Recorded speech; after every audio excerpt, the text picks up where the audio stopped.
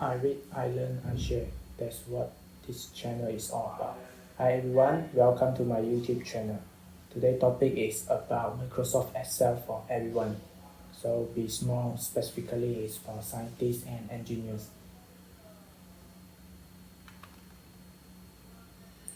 So before I share, I need to do some preparation. So basically the process is I read, I learn, then I just share.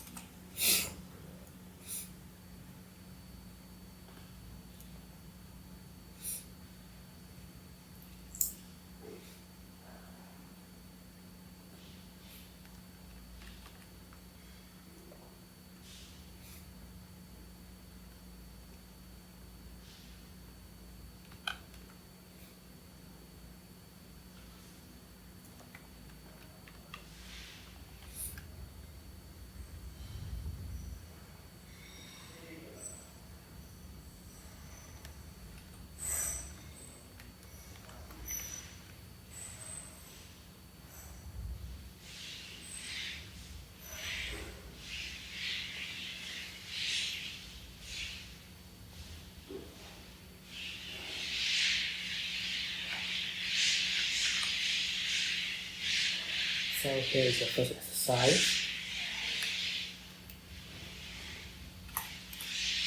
So here is the question. In material science, thermal conductivity is a critical property for designing heat exchangers, insulators, and electronic components. Suppose you are analyzing 6 composite samples with varying thermal conductivities. So here is the unit. One sample contains a non-numeric label due to a measurement error. So there got one error, so the output give a non-numeric label. So here is the task. Using Excel AutoSum and formula to calculate the average, maximum, minimum, and count of valid numeric entries. So then observe how Excel handles non-numeric data in formulas. So here is the scientific context for reference. Thermal conductivity of common material like copper, aluminum, epoxy, composite. So copper has the highest among this material, 400 watt per meter.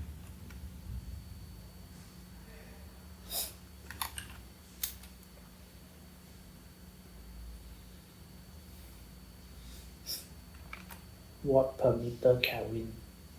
So Kelvin is temperature, meter is the distance. Aluminum has around 235 watt per meter Kelvin. So epoxy, composites. So very low, around 0.2 to 2.5. So what is epoxy composite?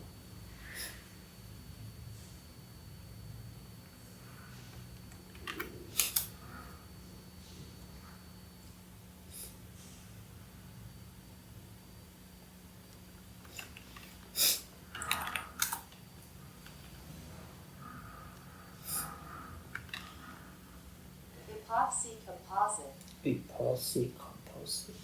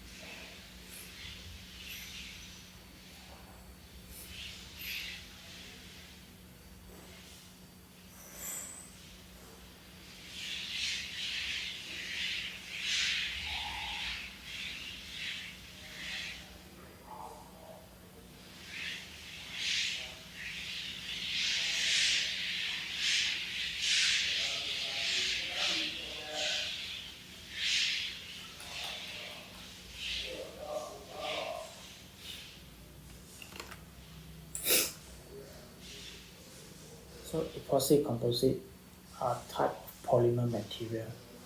They use an epoxy resin to create a polymer matrix which is reinforced with fiber or other fillers. So this allows for the fabrication of long-lasting parts with very high strength to weight ratios. So basically, it's a plastic. It's a kind of plastic, but it's more advancing plastic. So here is a like ideal material, maximum strength, then minimum weight. So polymer matrix, what is a polymer matrix? It's the continuous phase in the composite used to hold the reinforcing agent in its place. And property determine most of the degradative process. So basically, it's like more advancing plastic for some purpose like chemical resistance, water absorption, high temperature create impact damage.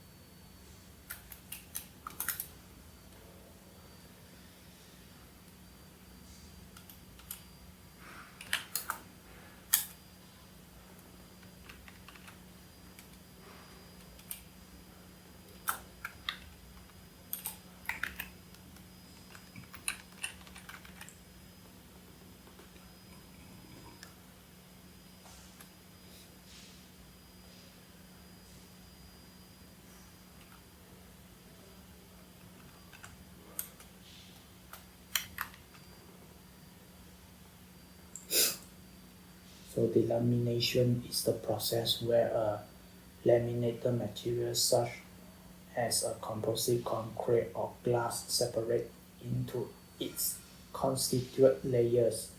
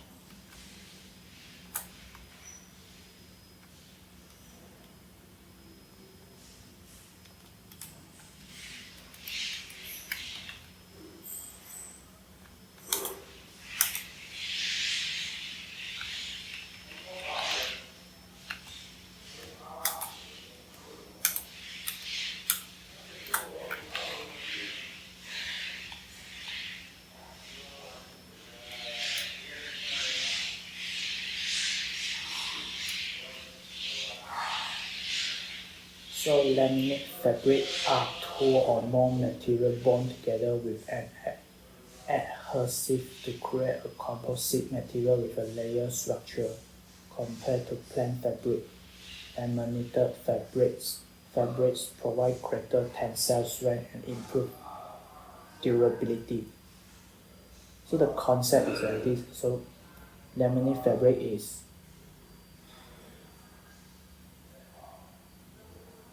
like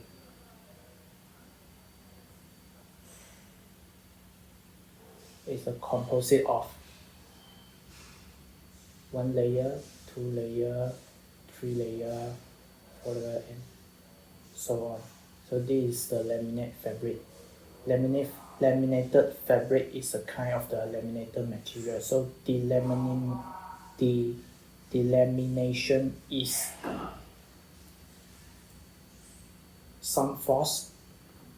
Let's say some force is applied toward this direction. And keep going. Then after that, the material become like this.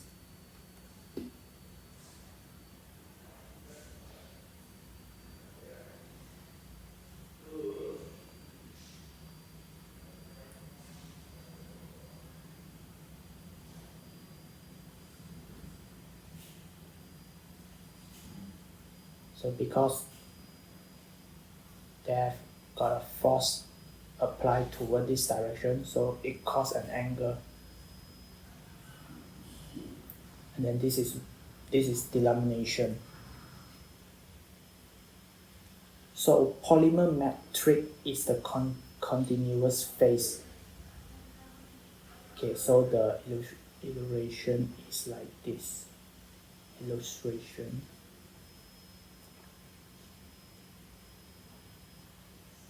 So like let's say this is the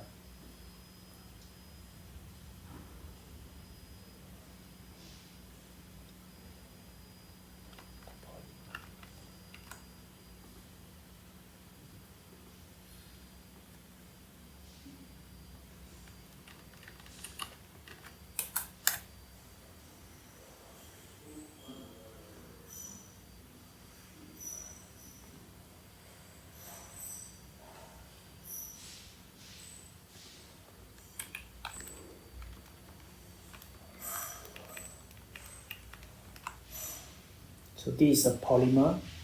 Then what is polymer matrix? It's just a continuous phase. You just keep repeating.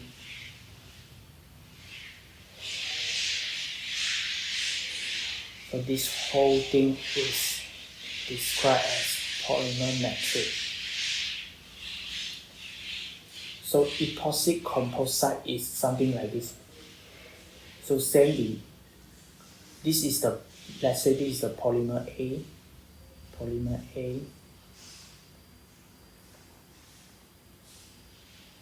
Then we combine to polymer B. So then when combine together, it becomes epoxy composite.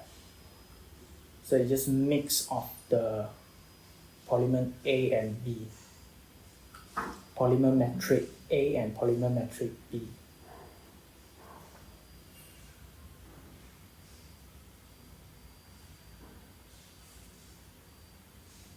So the structure can be varied. So I just mix it together. Something like mixing it.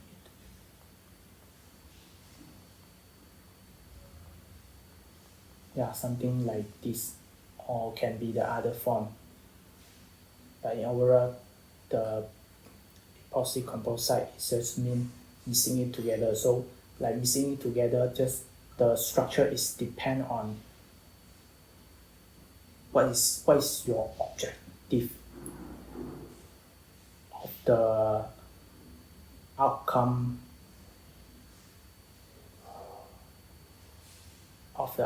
material.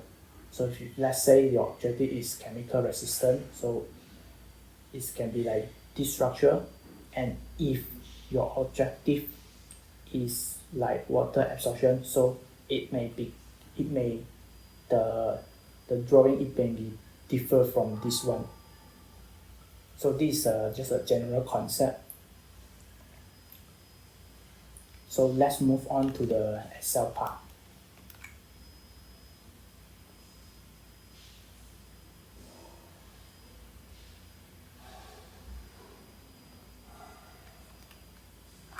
Okay, so this is a very simple exercise. So we calculate the average equal average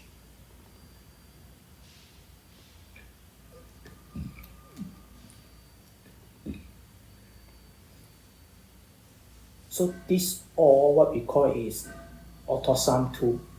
So normally the AutoSum tool will just ignore the non-numeric entry. So just now the question got stated that there got one error on one reading. So the output, you cannot get the output. So this cell become a non-numeric entry. So you just ignore it. This mean is, for example, so the average is the sum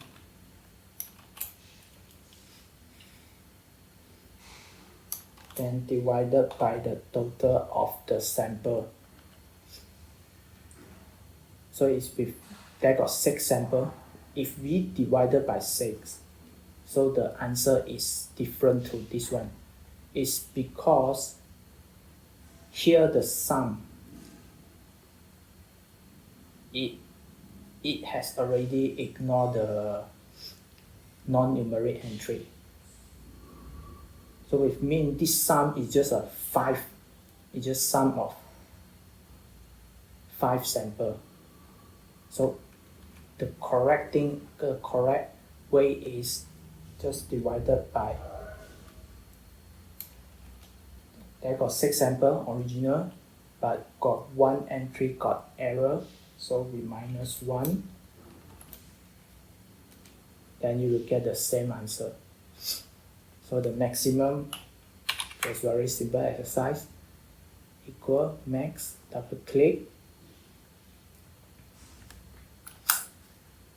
So the maximum value is 0.5 minimum. So same step here. Okay, so the count. Okay, so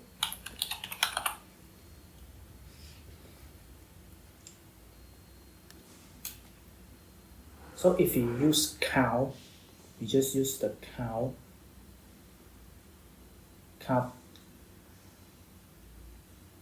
So the same thing is here, you just ignore the non-numeric entry. So the count is 5. So let's say if I want just to count how many cells I have selected,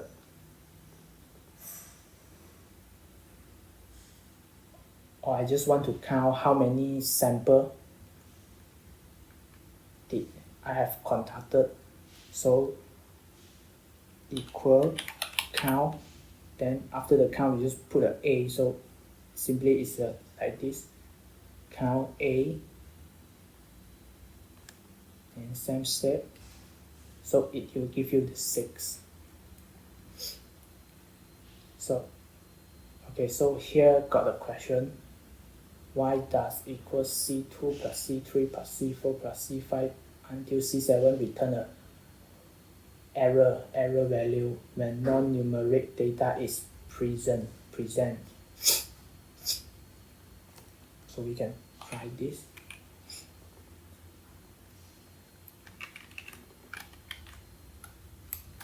Okay, so when you don't use the AutoSum tool, just use another way, like this one, C2 plus C3 and keep going plus C7, so it will give you an error. It's because they got a non-numeric data here. So if let's say we remove the C7, then it will give you the correct data, a numeric value. So this is a very simple exercise. Okay, so I will unhide this.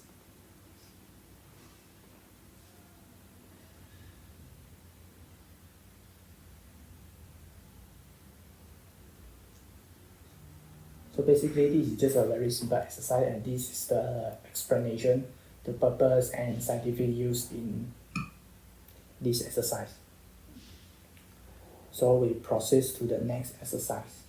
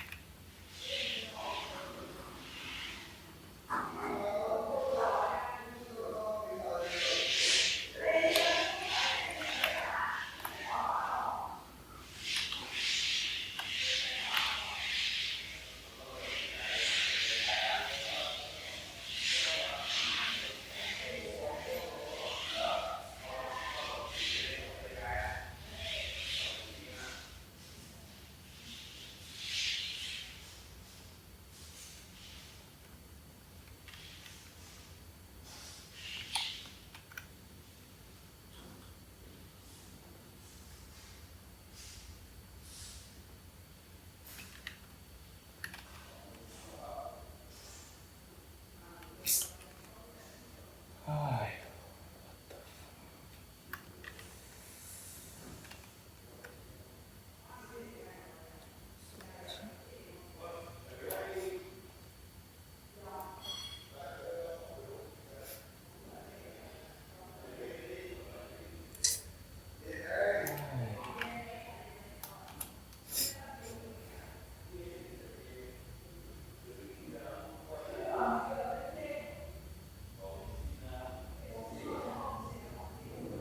哇，什么事情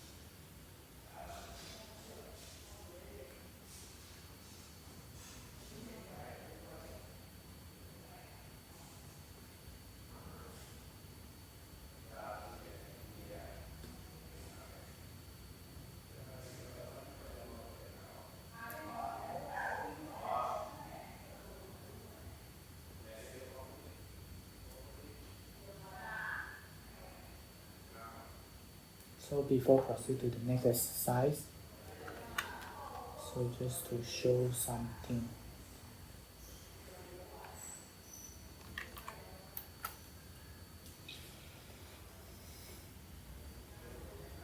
So basically this is the real life example of the PMC polymer metric composites.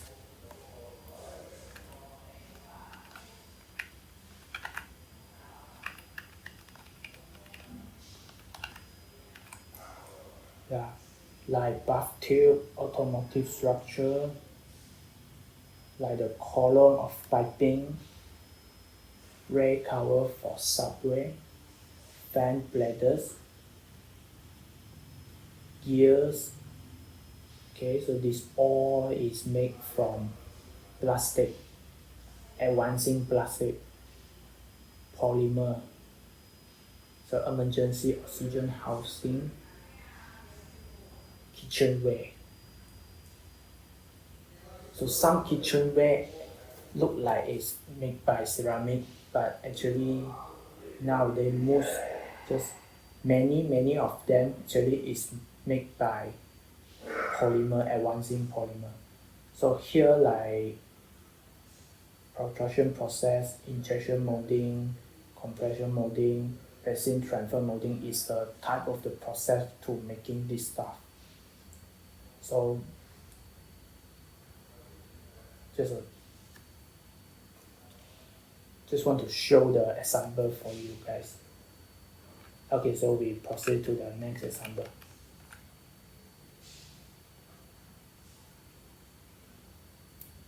So next exercise.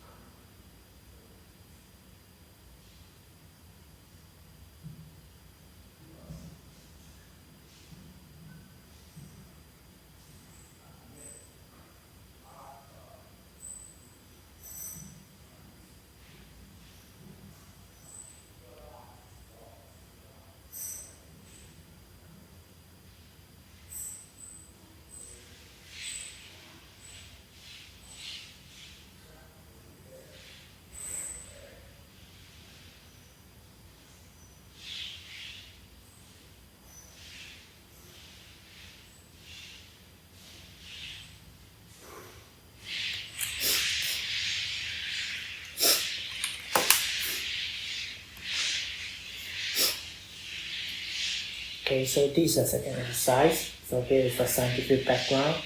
The Arrhenius equation describes how the rate constant K of a chemical reaction depends on temperature T. So this is the equation formula. So later I will explain it. So, okay, so what is the Arrhenius equation?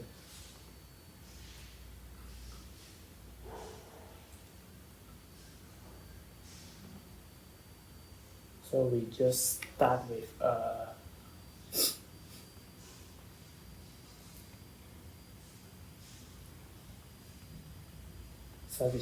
start with the equation. So K is equal to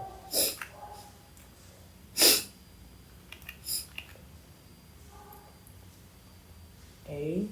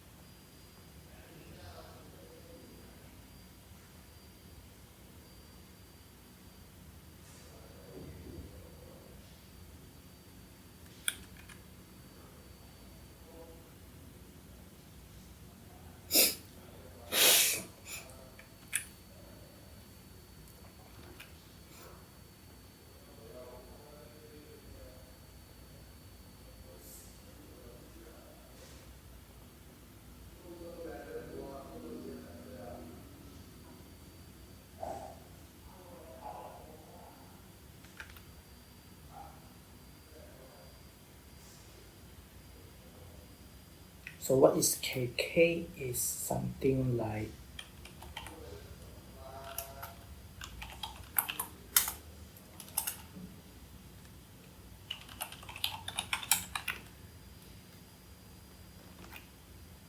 proportional of particle that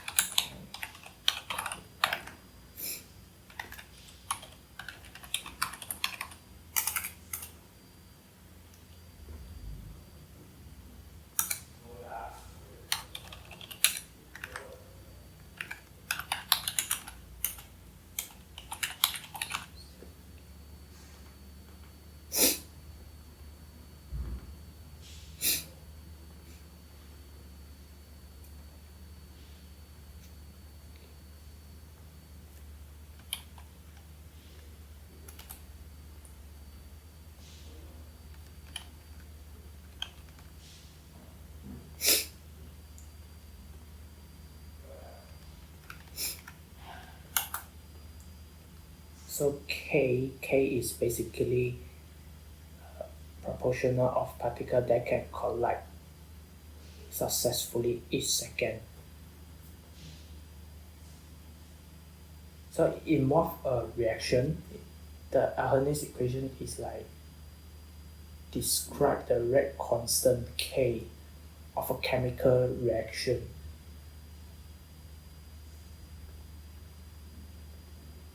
So the unit here, the unit involved is each second is like they got a per second in the unit.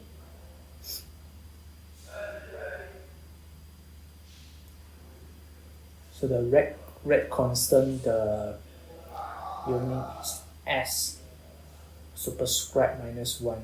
So the S is the second. So this is 1 per second.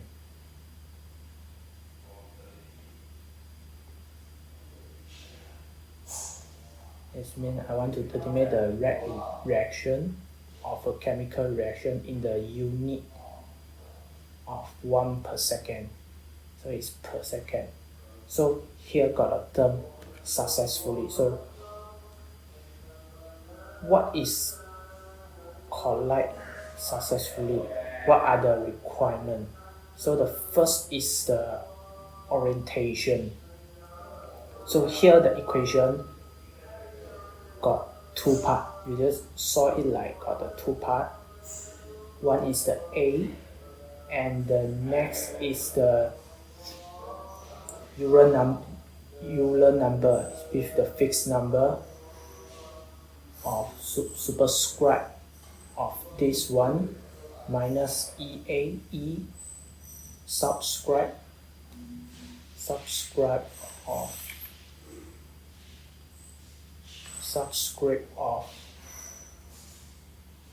temperature A.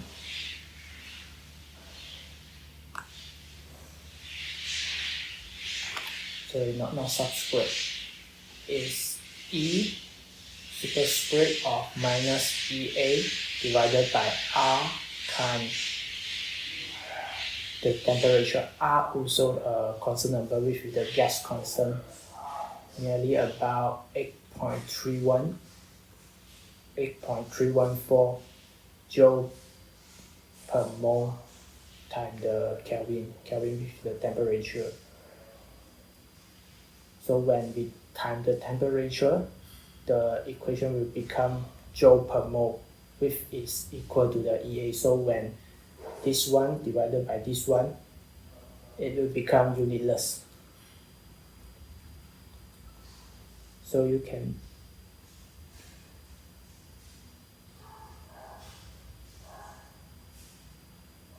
which mean this A actually is a constant number based on which kind of the reaction.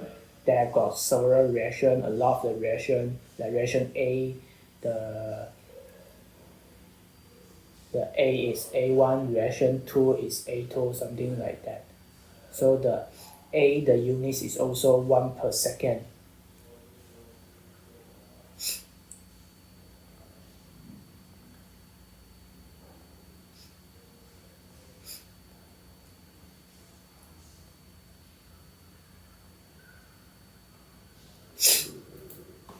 Okay, so A, just now we discussed about what is collide successfully. So there are two requirements. The first requirement is A.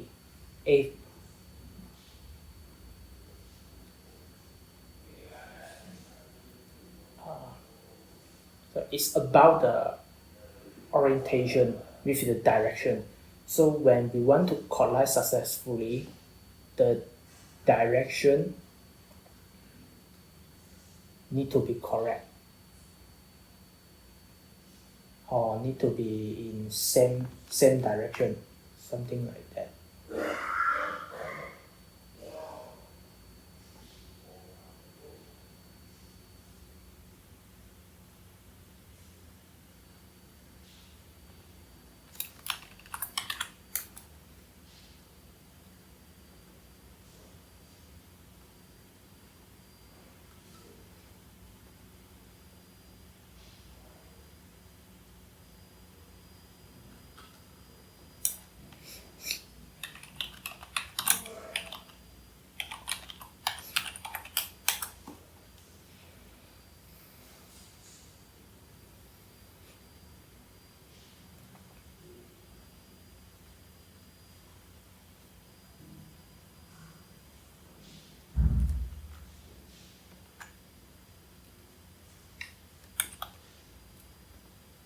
So this is the first requirement.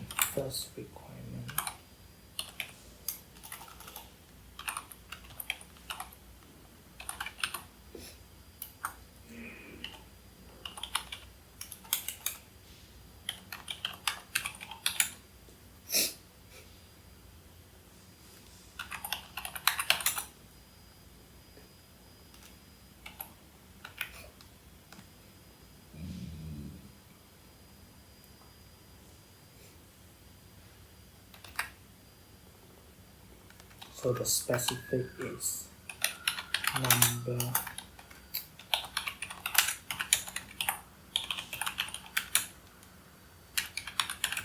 each second. So just now we discussed about the unit. The A units is also 1 per second with the correct orientation.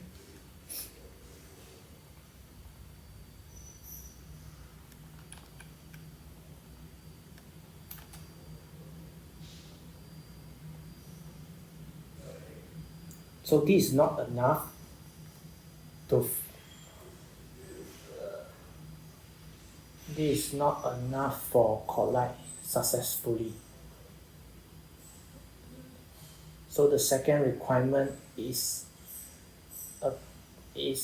about the EA with the activation energy. So you need to have enough activation energy. So this part is about the number of the collision, number of this collision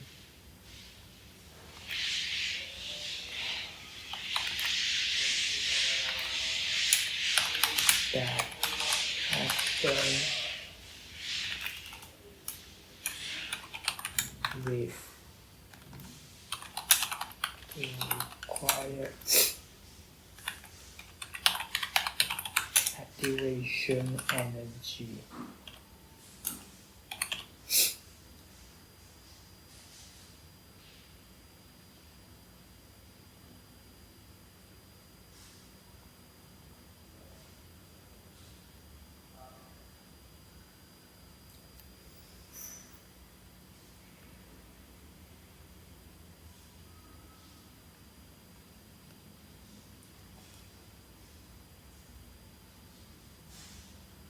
Okay, so what to do with the activation energy? So, okay, we solve this equation. The A is a constant, depend on the reaction. The E also a constant, R also a constant. So, when you want to change the number of the K, you only can change these two values. First is the activation energy, the second is the temperature. So like you can increase or decrease the temperature. So this is very simple, like what to do with the activation energy. So there's one thing called catalyst. So the purpose of the catalyst is to improve or accelerate the reaction rate.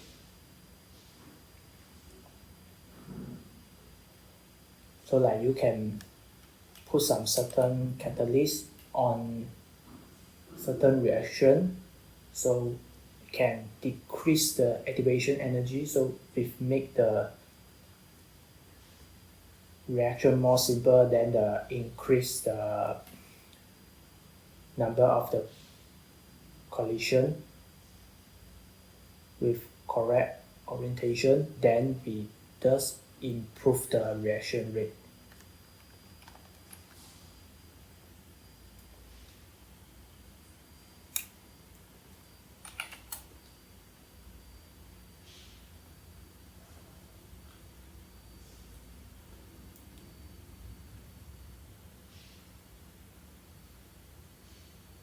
Okay, so we just proceed to the Excel part, see what to do with the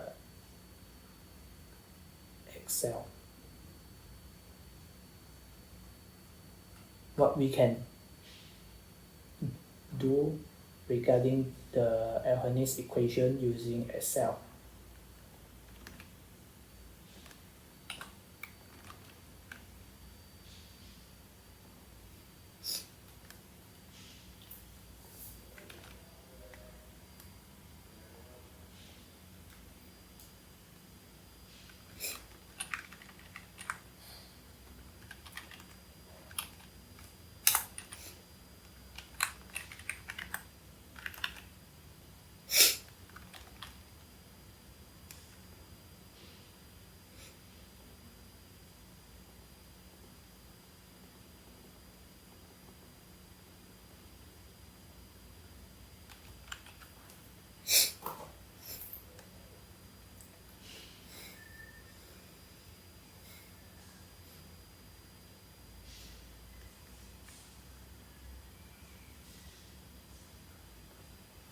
So here is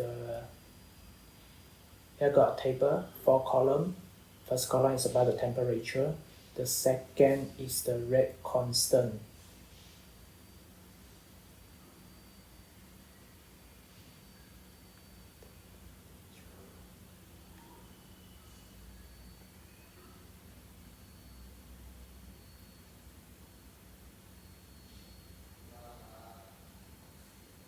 So the rate constant is the K. This is the K. So here is the equation.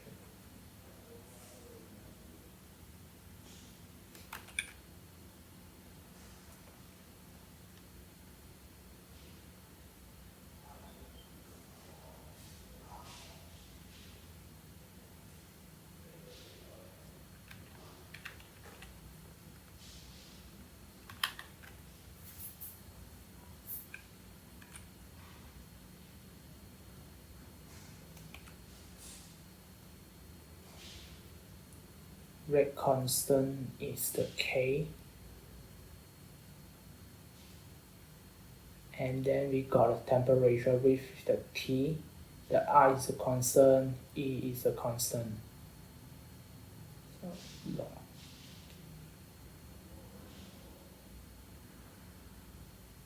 So why long K is involve some mathematical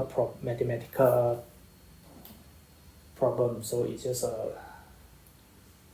math, some kind of math stuff. So we calculate this one. This one is 1 per temperature. So we just simply equal to 1 divided by the temperature. Okay, before first I just want to show some formatting. So center alignment, you align everything, align your selected cells, the content, make it to the center, left, right. So I normally just put it at left hand side. So remove view right, you can from here page layout. So here the view line, you uncheck this one. So there's simply the view line, all the view line is disappear. So it's just a formatting part. Then we proceed to the calculation part. So 1 over temperature, then we double click to fill handle to copy both formula down to row 11. So you see here the number is, the decimal point got a lot. So it's very messy, like this kind of the data is very messy. So we do some formatting.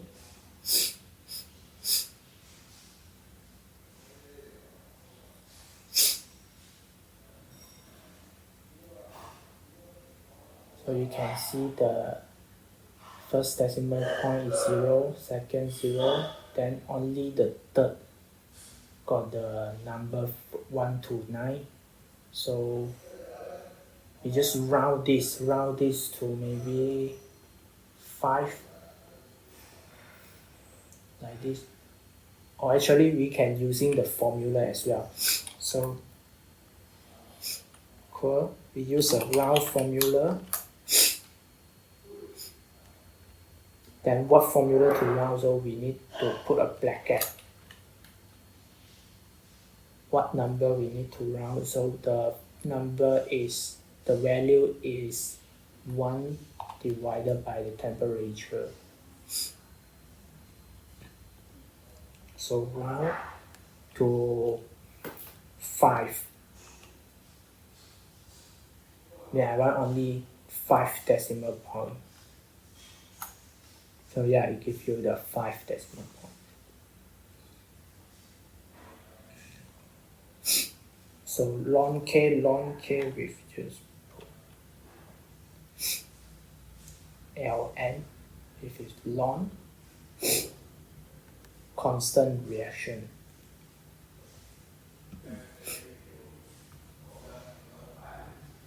Then we can round it here to round it to 3 decimal points.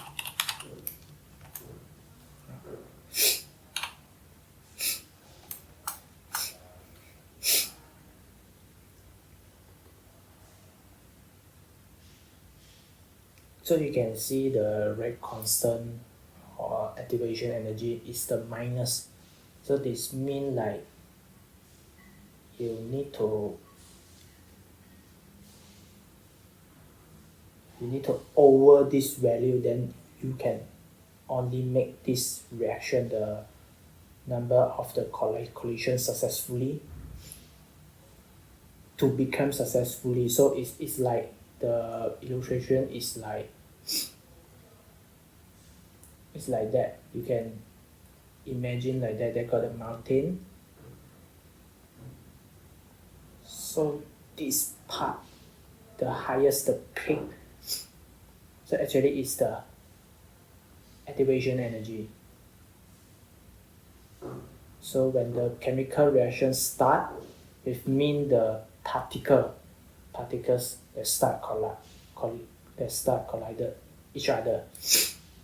So we want to make the number of the collision successfully into fulfill two requirements. If the first one is the correct orientation, then the second one is you need to with the required activation energy. So you can only make the, so let's say this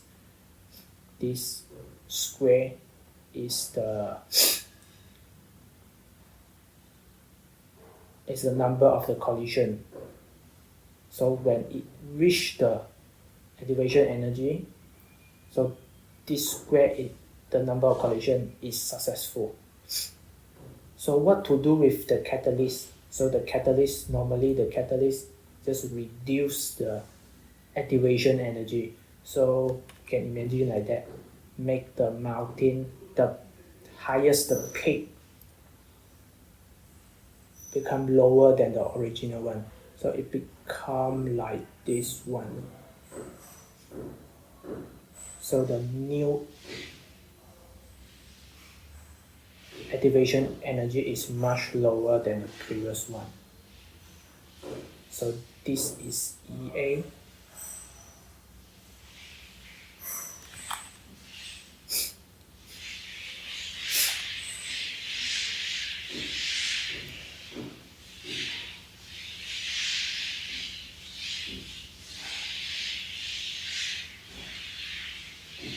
With catalyst. So the new EA is with catalyst. So this is just a general concept. So what to do with the Excel? How we can use the Excel to further visualize this reaction. So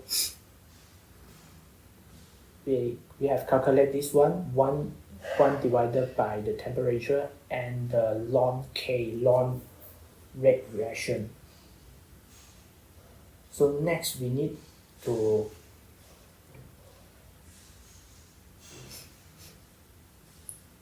have a chart. We need to create a chart based on the table.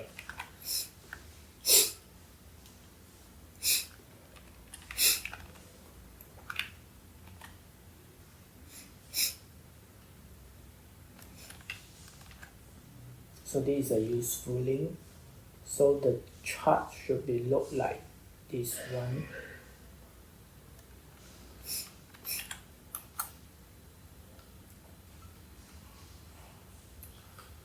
Yeah, this link got a lot of the practical problem.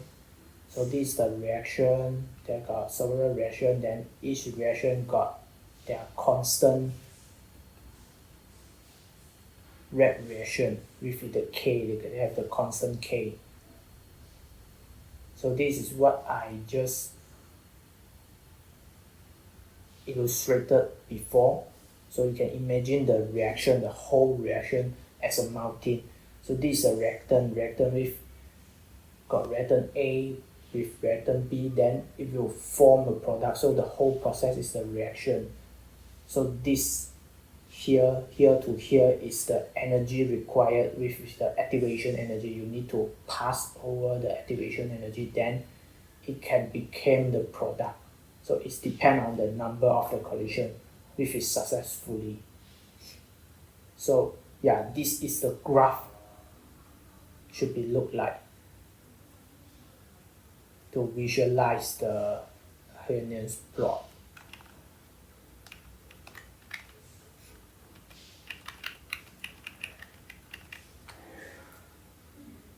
So something like this one. So we proceed to the plot.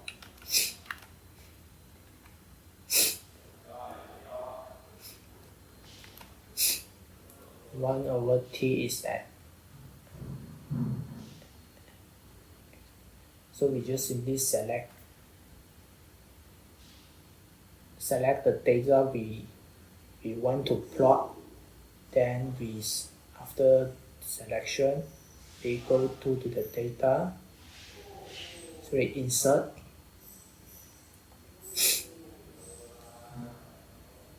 Line.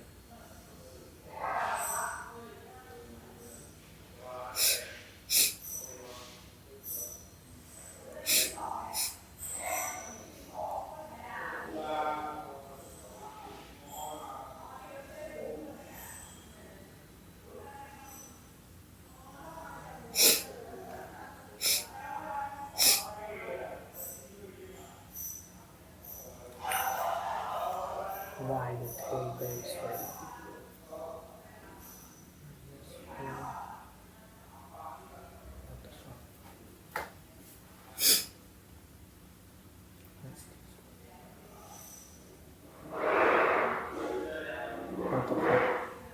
The layout is built.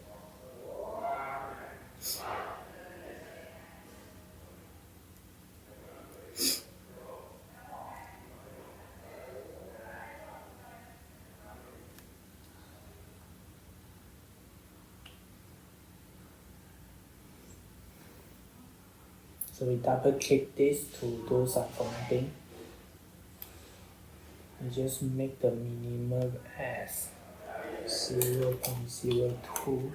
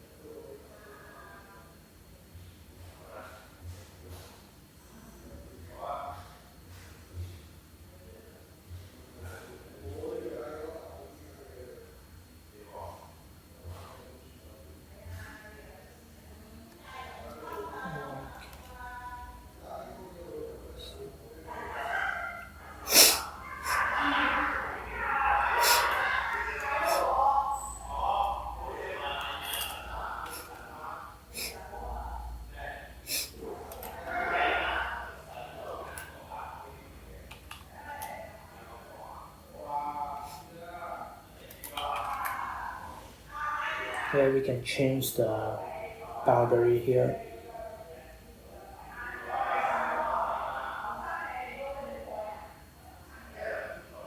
So because the value is a minus, the activation energy, whatever the rate constant is a minus, so the slope So the line is downward. And then here is the math problem, math concept. So here the line, we call it the slope. So the slope, the equation of the slope is equal m equal to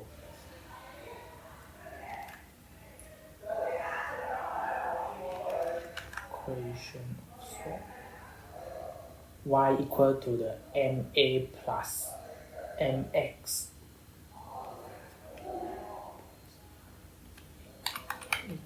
equation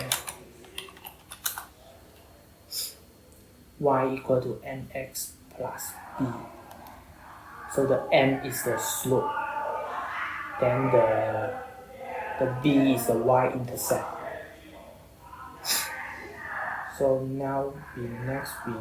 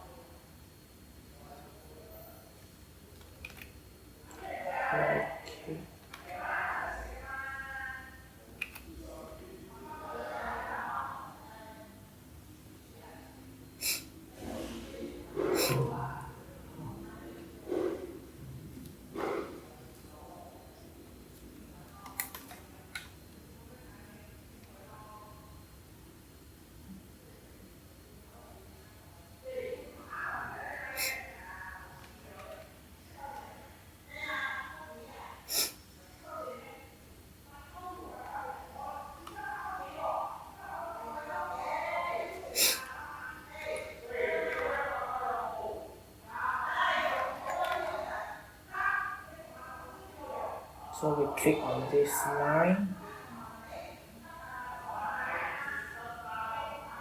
then we add trend line. So here is the option to is a regression technique.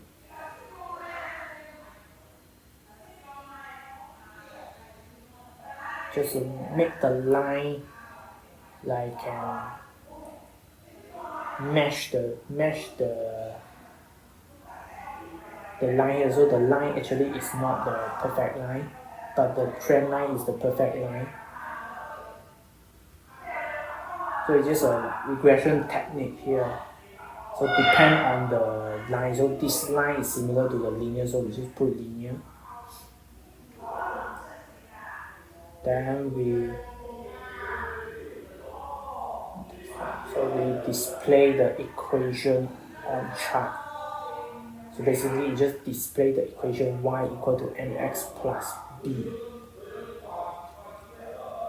So here minus 5,633.6. So this is the m. So this value is important. So what is m? The m basically is just the a.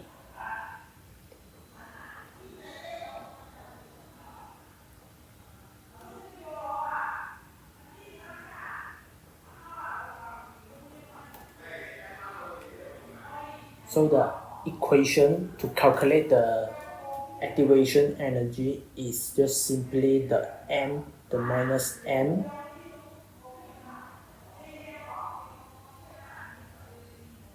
times the rate of reaction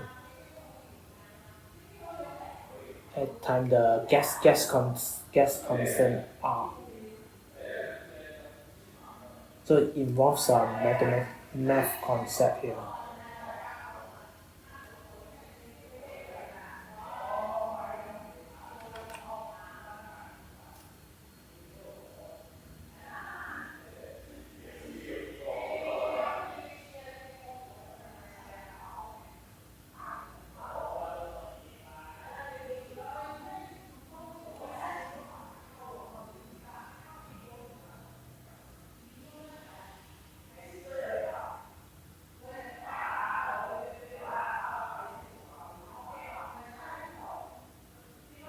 Okay, we just basically have to show the whole math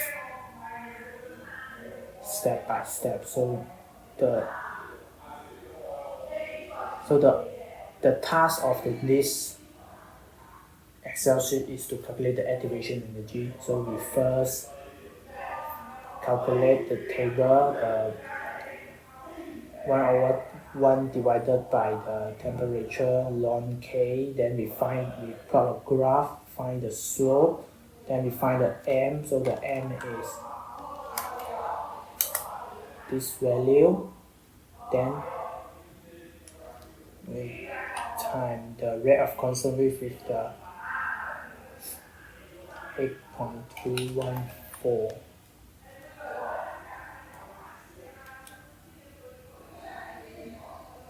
So this is the activation energy.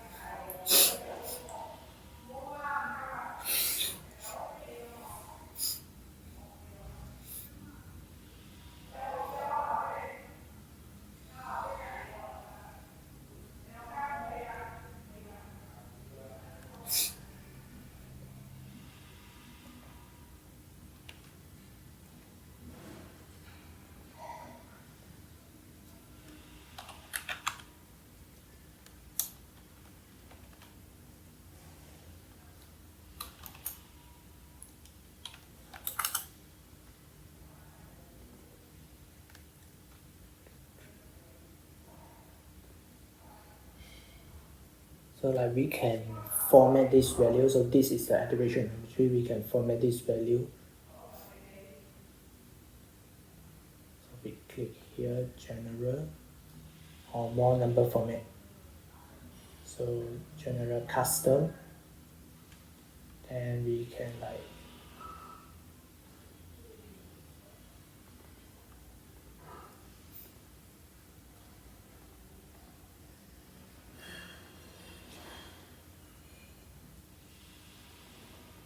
general.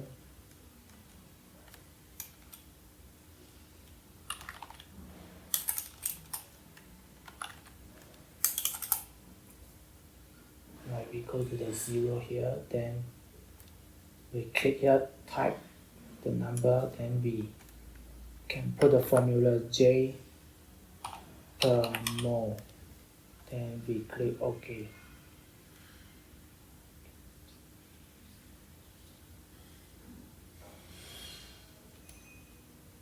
Cannot use.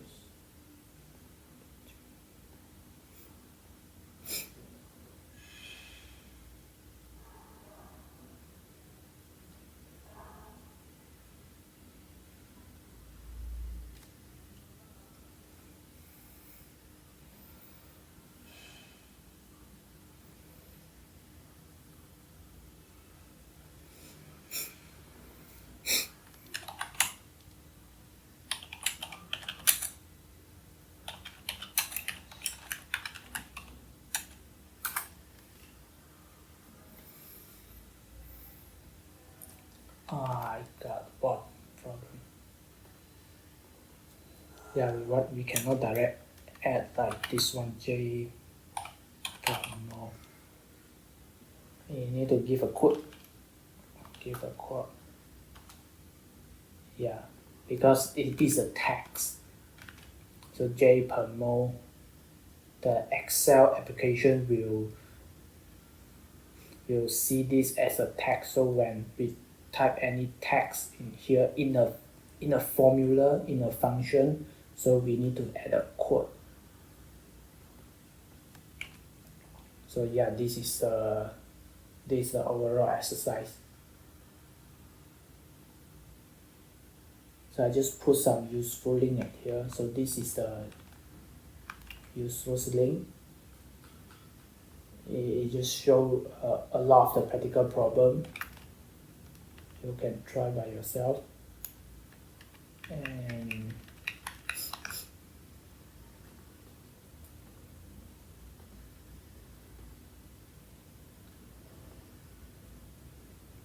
yeah, that's it. So this is the end of the day's exercise.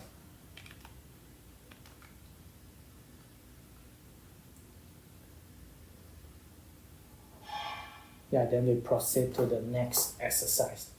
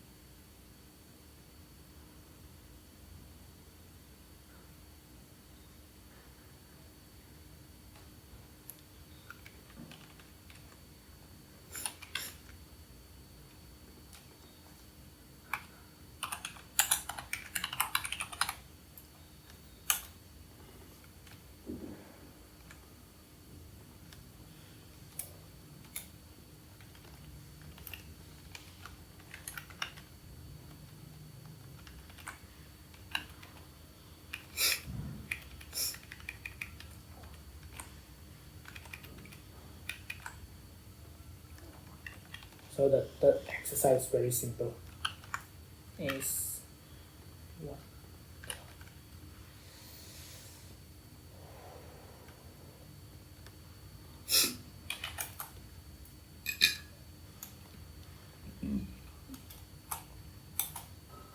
So the third exercise basically is just using the learning to use this function sum product.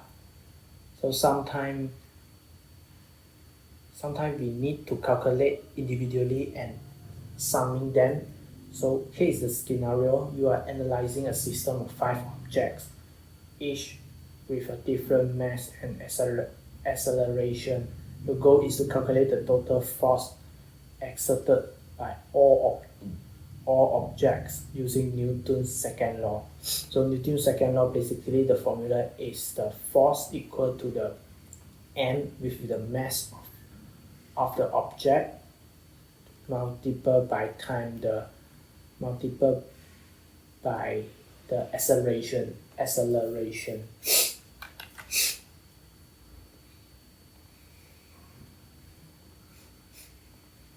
So this is simple and the quick one.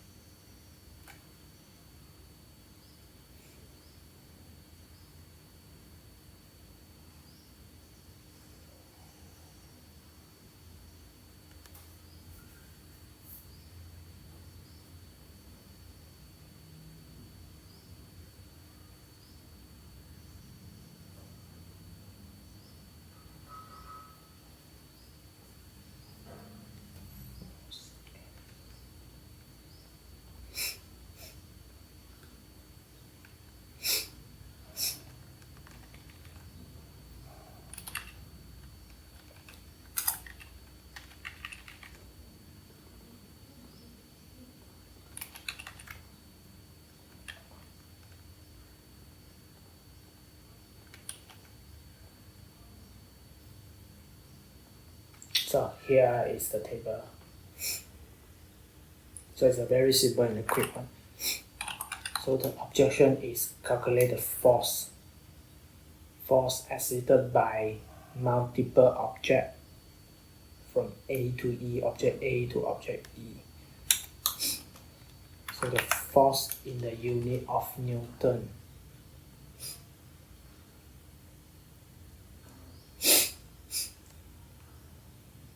So they got two methods. One is using the sum product, then the one is using the step-by-step calculation. Then the second, we can directly use the sum product to calculate the final outcome, the final output. So the force is mass time. We now calculate the force exerted by object A, which is mass times the acceleration 2 times 3. Then we fill out the formula.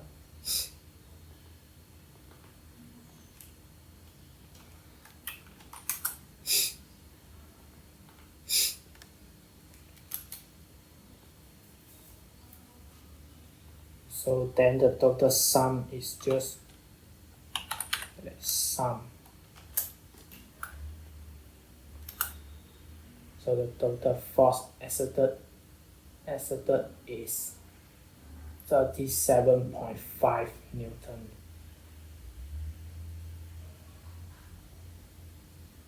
Okay, now we use the sum product. So the sum product is something like this. Here sum product.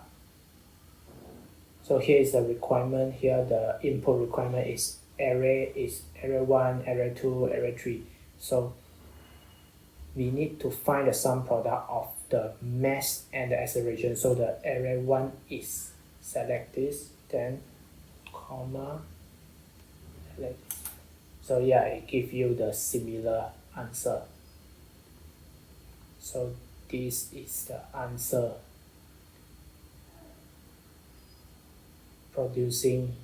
produced by using SUMPRODUCT function.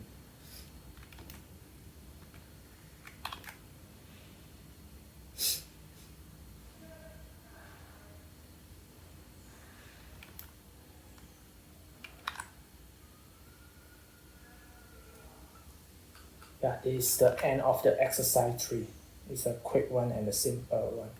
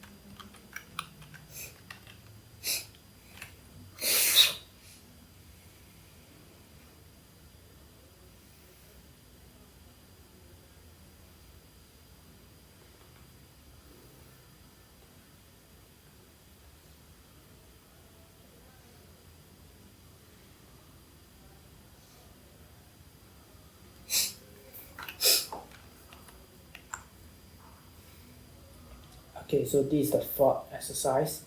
So here is the context. In engineering, harmonic motion describes systems like springs, pendulums, or rotating machinery. The displacement of such system over time can be modeled using sine and cosine function. So this is the question, how can Excel be used to model and visualize the displacement of a vibrating system over time using trigonometric function? So this is the general equation for simple harmonic motion. So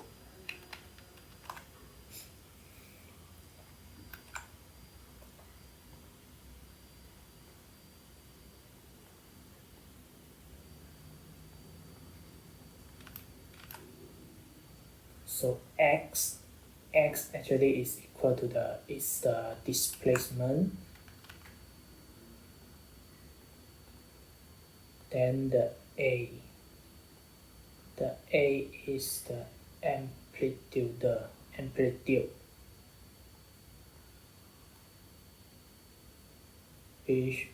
which is the max displacement times the sine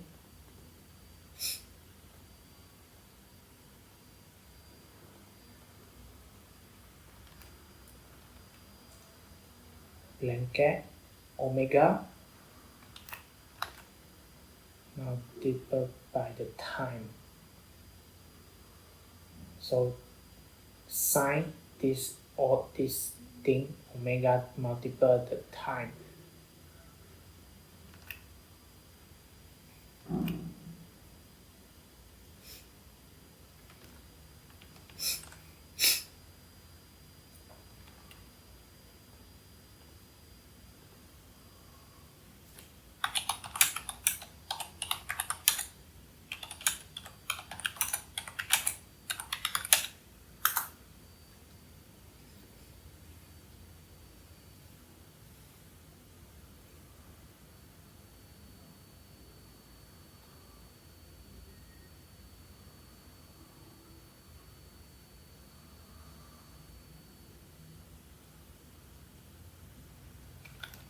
So this is the general equation.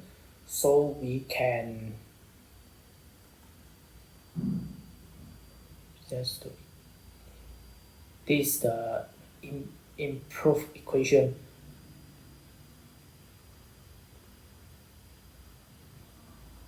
So the inside of the sine v is omega time multiplied by time plus the phase.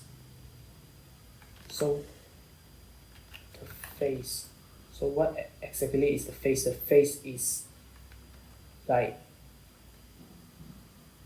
where to start. What is the point to start?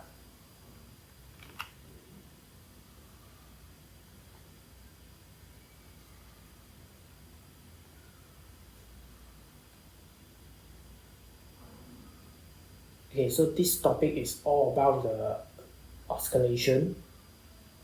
Then the motion we call it as harmonic motion. So here is the illustration.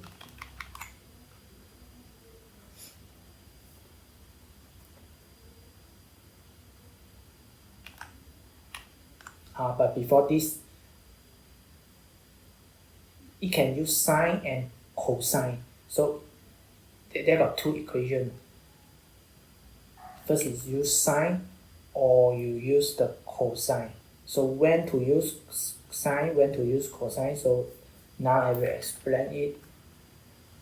So okay, if let's say, okay, this is the object. So if you move, this object will move. It will move from here to here, then going back to here,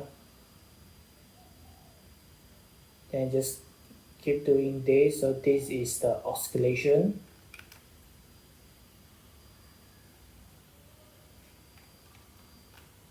So here is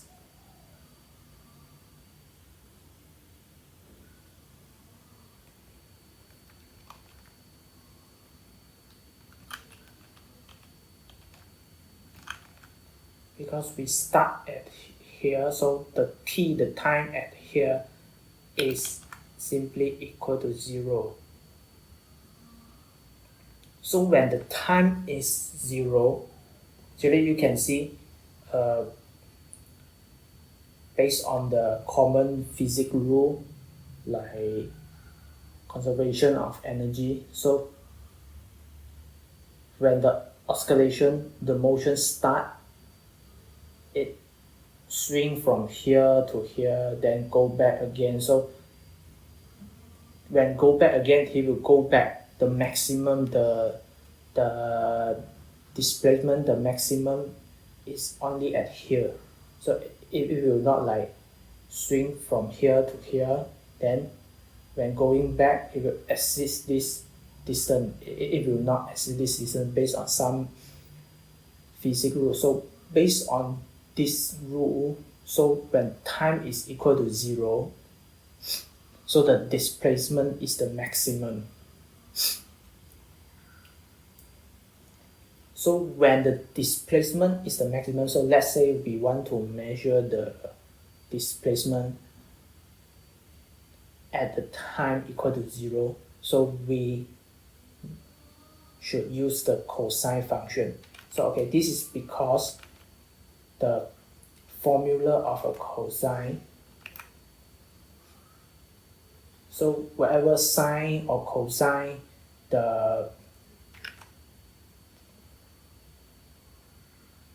function when it visualized in a graph is like this one.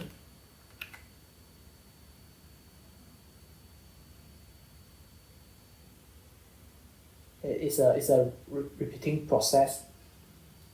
In graph, you just keep from here to here to here, go back again, then so it's kind of oscillation. So this is the displacement, this is the time. So this is the graph of using cosine.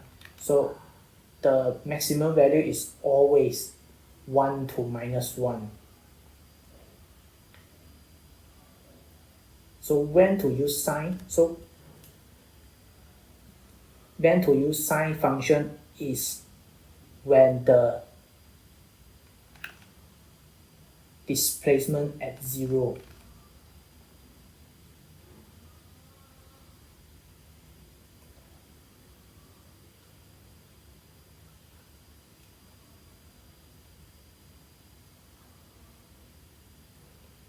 Use sine when the displacement start at 0. So the displacement start at 0 is mean it start from here. So here is 0, the displacement is 0. So this is the displacement.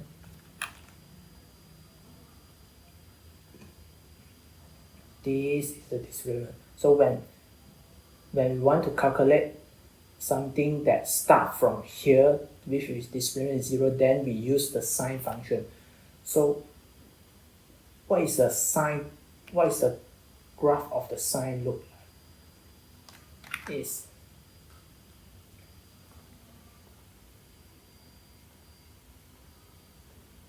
It's also repeating,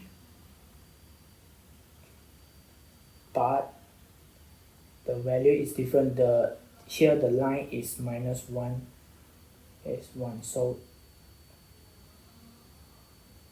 it's still same, but the value is not same. When the cosine, the maximum is 1 to minus 1. So when the sine is different, is like this one. So this is the graph of sine.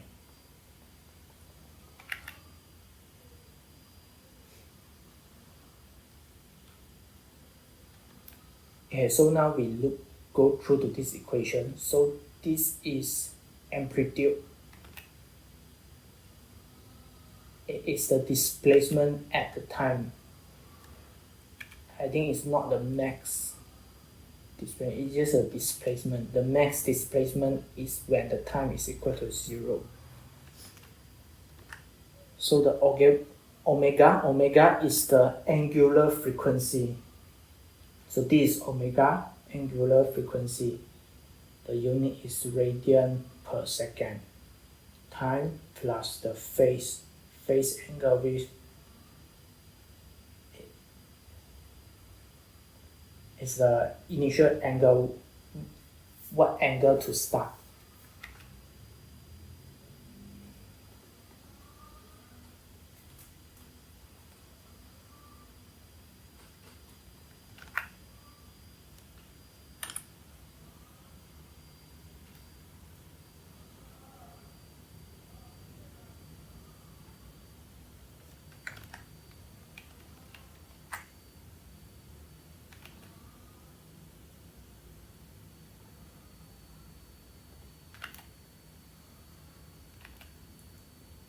Yeah, I guess my webcam is blocked this diagram, so I just explain it one more time. So okay, let's say this is the object that there is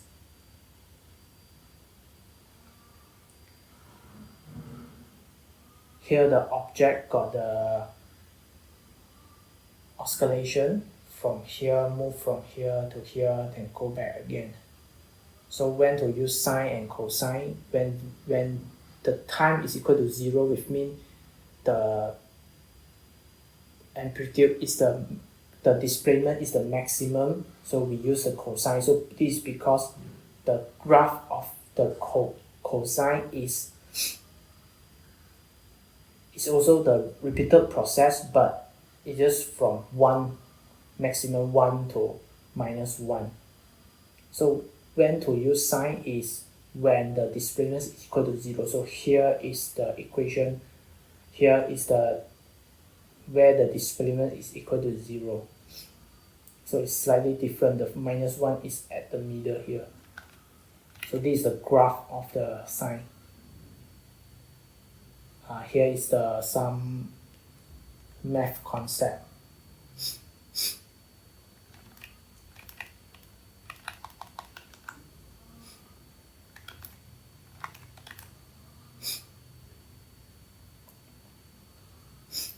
Okay, so this is the equation, amplitude times sine or cosine of this whole thing omega multiplied by the time plus the phase angle. The phase angle is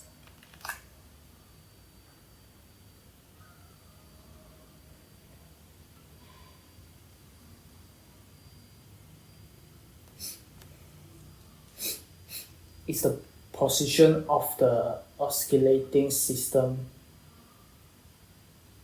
within its cycle at particular time. Okay, I just give it I just rephrase my explanation. So this all thing is about the cycle. So from here to here, from then go back. This is a cycle. This is we call one cycle. So the same on this is the same concept on apply on the with the cosine and the sine. So basically what is the graph look like of cosine or sine is also talking about the cycle. So when we plot the graph of the cosine function, it's just the repeated cycle from 1 to -1. And then the sine function is 1, but it's also the cycle, repeated cycle, but from 1 not to the -1, is from 1 to -1, then to something else.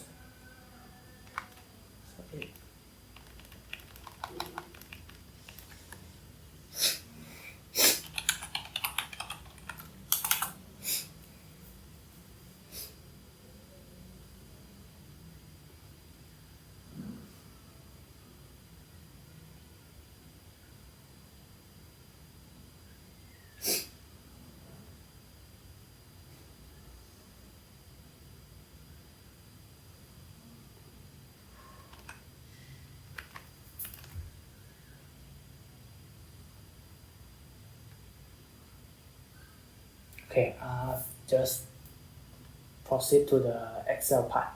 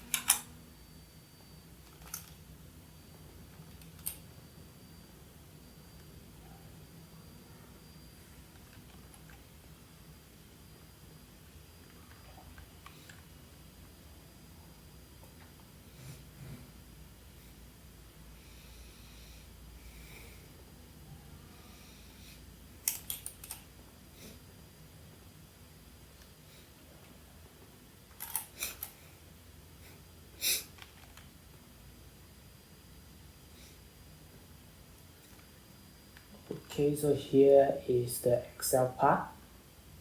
So we got amplitude, frequency, the frequency is same, amplitude is same, is constant. Angular frequency, so angular frequency is, so here is the one thing we need to note is it's essential that the reader remember that Excel's trigonometric function expect the argument to be in radian, not degree. So basically, when something involved in trigonometric function, so it can be in radian or in degree. So the degree, the value is simple, 45 degree, 90 degrees, something like that. So if let's say like in radian, if let's say like radian divided by 4, so 1 radian is 180 degree. So if we divided by 4 is 45 degree. So radian is a pi. Radian is a pi. 1 pi is the 180 degree. So the radian, the value is look messy a bit, is 0 point, then a lot of the decimal point. So but here when we using the Excel to calculate any trigonometric function, always use in radian. So always whatever the function, the return value is always radian. So I just show some examples. So if let's say like we want to sine 40, so okay, let's say like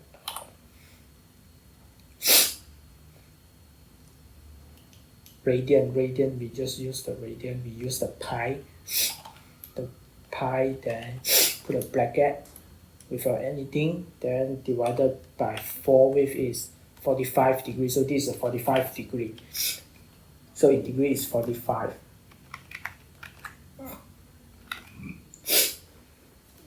So let's say we sine something, sine the radian.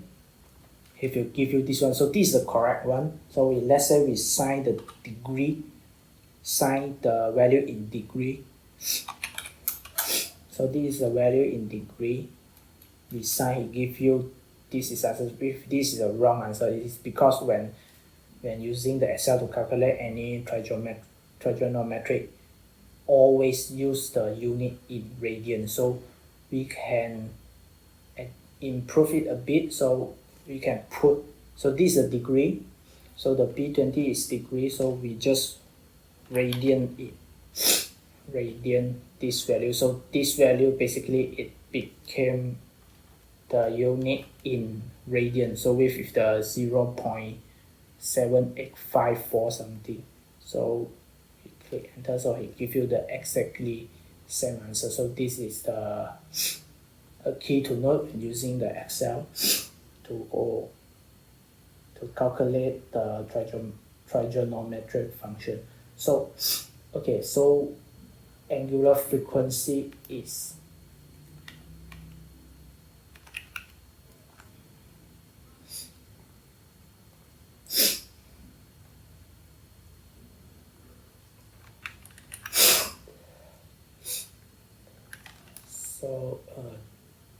this is the equation.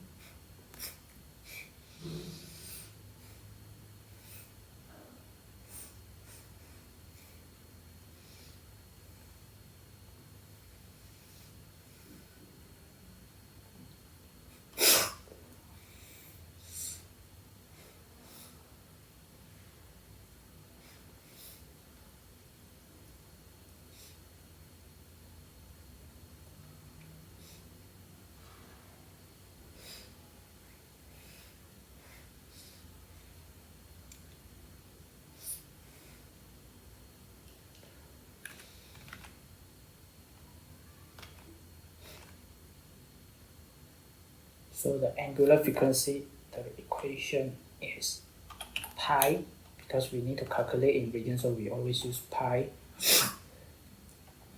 times the number of the frequency,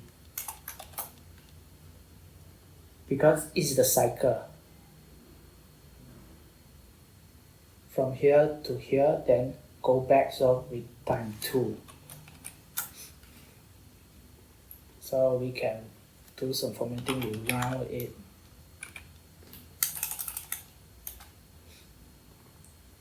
Round it to 4 decimal points. See?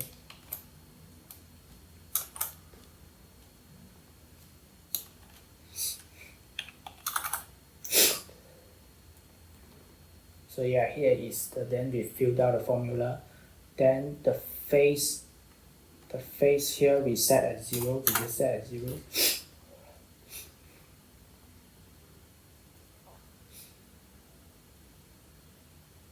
So we can calculate either using sine or either using cosine. So the sine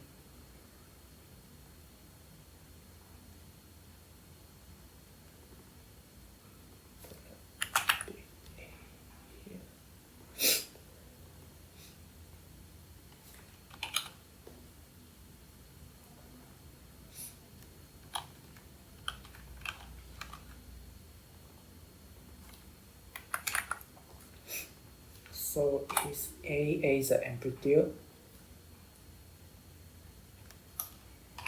time sine function of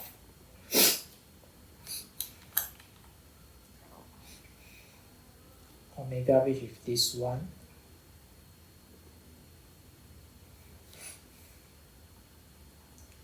times the time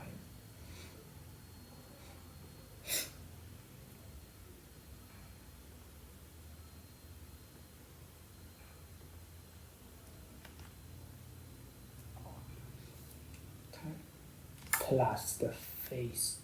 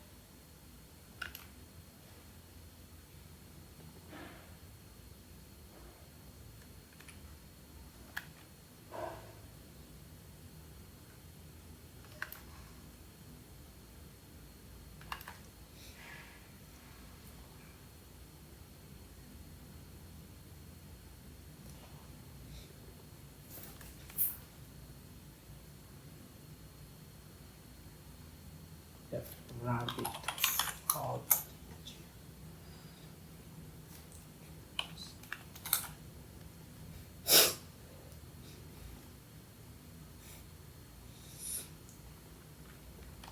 And fill out the function. So we copy and paste this one because it's using the same value, but just change the sine to cosine.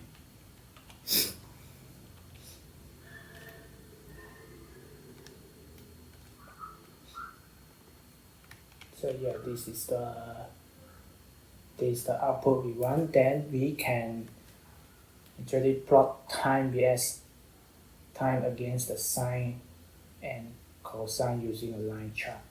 So we select this data, time versus the sine.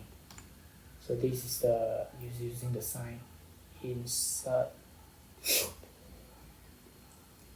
So yeah, it will give you the line something like that, something like the cycle. So we plot another, or we can plot in the same graph, inside the same graph. So like we can do the comparison for easy comparison. So we click here, right click, then we select data. We add a data. So the x value basically is you just select here, so this is the x value, then the y value is you select here.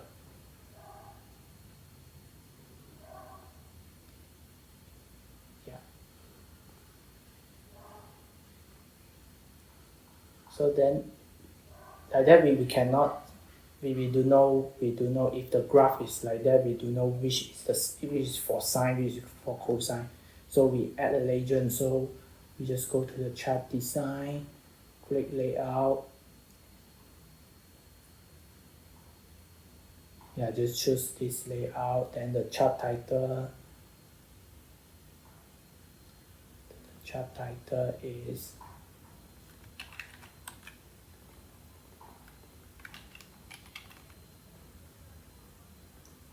so this is the overall of this exercise. So we need to rename. You can actually go to the select data part to edit the serial name. So the blue line is sine, and then the orange line is cosine. Yeah. So you see the cosine, the maximum value is always 1 to -1.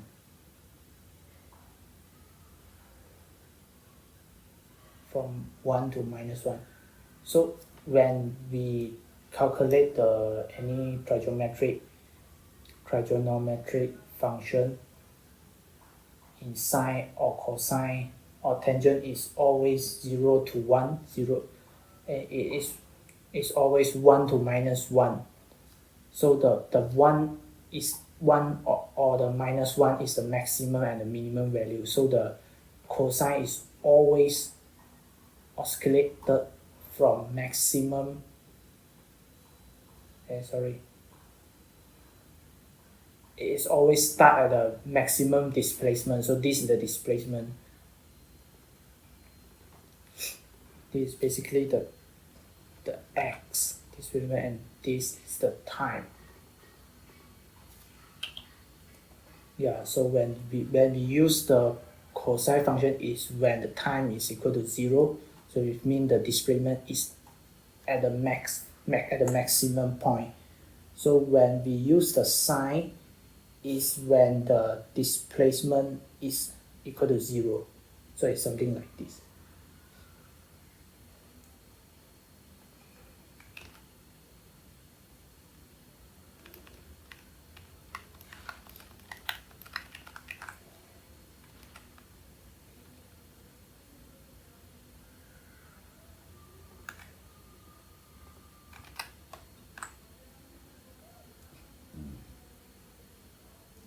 Yeah, this graph is wrong.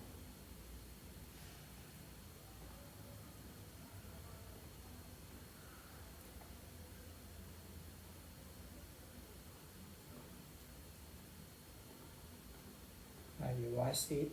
It should be like this. It starts from 0.